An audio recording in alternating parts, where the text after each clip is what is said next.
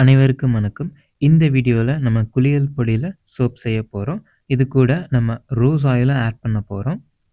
So முதல்ல ஒரு silver பாத்திரத்தில 150 gram RO வாட்டர எடுத்து வச்சுக்கணும். அது கூட காஸ்டிக் சோடா 105 கிராம் கொஞ்சம் கொஞ்சமா சேர்த்து நம்ம ஆட் பண்ணணும். காஸ்டிக் சோடா போடும் பொழுது ரொம்ப சூடாகும். ஸோ கொஞ்சம் தள்ளி நின்னு நீங்க ஆட் பண்ணணும். எப்பவுமே தண்ணீல தான் நம்ம காஸ்டிக் சோடாவ போடணும். காஸ்டிக் சோடால தண்ணிய ஊத்தக்கூடாது. இதுக்கு பேரு லைன்னு சொல்லுவோம். இந்த லை ரெடி ஆயிடுச்சு. இந்த லை இப்போ சூடா இருக்கும். இது ரூம் டெம்பரேச்சர் வர வரைக்கும் நம்ம வெயிட் பண்ணணும். அதுக்கப்புறம் தான் எடுத்து நம்ம யூஸ் பண்ணணும். இன்னொரு பாத்திரத்தில 330 கிராம் சுத்தமான தேங்காய் எண்ணெய எடுத்து வச்சுக்கணும். இந்த தேங்காய் எண்ணெயில நம்ம சுத்தமான வெண்ணெய் 30 கிராம் ஆட் பண்ணணும். வெண்ணெய் முடிஞ்ச வரைக்கும் நீங்க வீட்லயே ரெடி பண்றது பெஸ்ட்டு. கடையில வாங்குறது ரொம்ப கலப்படம் அதிகமா இருக்கும். இது எங்க வீட்ல எங்க லட்சுப்பால்ல எடுத்த வெண்ணெய் தான். வெண்ணெய நம்ம உருக்காம தான் தேங்காய் எண்ணெயில ஆட் பண்ணி மிக்ஸ் பண்ணணும். வெண்ணெய உருக்கிட்டோம்னா அதோட தன்மை குறைஞ்சிரும். வெண்ணெய் மிக்ஸ் ஆகுற வரைக்கும் நல்லா நீங்க மிக்ஸ் பண்ணணும். வெண்ணெய் இப்போ நல்லா மிக்ஸ் ஆயிடுச்சு. இது கூட சுத்தமான விளக்கெண்ணெய் 30 கிராம் சேர்த்து நம்ம ஆட் பண்ணணும். இந்த விளக்கெண்ணையும் நாங்கள் வீட்டிலேயே ரெடி பண்ணது தான். கொட்டை முத்தை காய வச்சு அதை ஆட்டினா தான் விளக்கெண்ணையாக வரும். நீங்கள் எப்பொழுதும் விளக்கெண்ணையை கடையில் டைரெக்டாக வாங்காதீங்க. ஒரு 13 கிலோ கொட்டை முத்து தனியாக வாங்கி ஆட்டினீங்கன்னா உங்களுக்கு அதில் 5.5 லிட்டர் விளக்கெண்ணெய் கிடைக்கும். அதை நீங்கள் யூஸ் பண்ணலாம். விளக்கெண்ணெயை சேர்த்து நம்ம நல்லா கலக்கிட்டோம். இது கூட 210 கிராம் தேங்காய் எண்ணெயில் ரோஸ் பவுடர் நம்ம மிக்ஸ் பண்ணி சேர்த்துக்கணும்.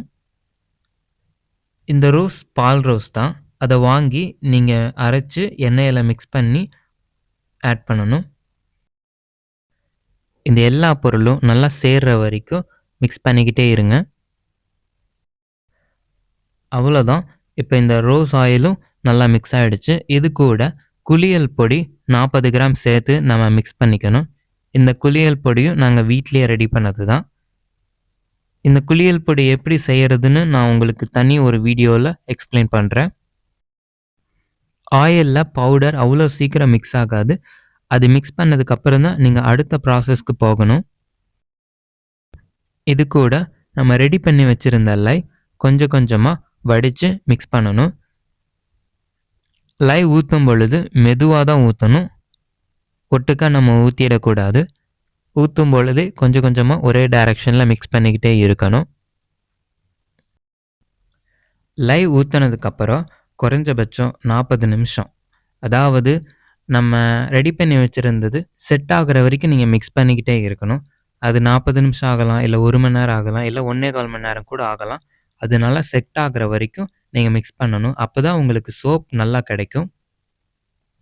நீங்கள் சரியாக கலக்காமல் சோப் செய்யும் பொழுது உங்களுக்கு சோப் அந்தளவுக்கு நல்லா வராது. நான் 1.25 மணி நேரம் மிக்ஸ் பண்ணேன். இது கூட வாசனைக்கு நீங்கள் பெர்ஃப்யூம், ஃப்ரேக்ரன்ஸ் அந்த மாதிரி சேர்த்துக்கலாம். அது கெமிக்கல்னால நாங்கள் சந்தன பவுடர் சேர்த்துருக்கோம். இதுவும் பவுடருங்கிறனால கொஞ்சம் நல்லா மிக்ஸ் பண்ணணும். இப்போது இது ரெடி ஆகிடுச்சு. இதை சோப் மோல்டில் நம்ம ஊற்றிக்கணும். நீங்கள் ஊற்றுறதுக்கு முன்னாடி சோப் மோல்டில் தேங்காய் எண்ணெயை தடவி சோப் ஊற்றணும். அப்போ தான் உங்களுக்கு சோப் ஒட்டாமல் நல்லா வரும். சோப் மோல்டில் ஊற்றினதுக்கப்புறம் குறைஞ்சபட்சம் 24 மணி நேரம் கழித்து நீங்கள் அந்த சோப் அதிலிருந்து பிரித்து எடுக்கலாம். அப்போ உங்களுக்கு சோப் நல்லா வரும். நீங்கள் முடிஞ்ச வரைக்கும் எந்த பொருளாக இருந்தாலும் உங்கள் வீட்டிலேயே ரெடி பண்ண பாருங்கள். அப்போ தான் அந்த பொருள் ஆரோக்கியமாக இருக்கும். ஒரு நாள் ஆயிடுச்சு. நம்ம ரெடி பண்ணி வச்சுருந்த சோப் நல்லா வந்திருக்கு. ஸோ குளியல் பொடி சோப் இப்படி தான் இருக்கும். நீங்களும் உங்கள் வீட்டில் ட்ரை பண்ணி பாருங்கள். உங்களால் முடியலங்கிற பொழுது ஸ்க்ரீனில் தெரிகிற நம்பருக்கு கால் பண்ணுங்கள். நாங்கள் உங்கள் வீட்டுக்கு கொரியர் மூலமாக அனுப்பி வைக்கிறோம். இந்த வீடியோ பார்த்ததுக்கு ரொம்ப நன்றி. இன்னொரு வீடியோவில் சந்திப்போம்.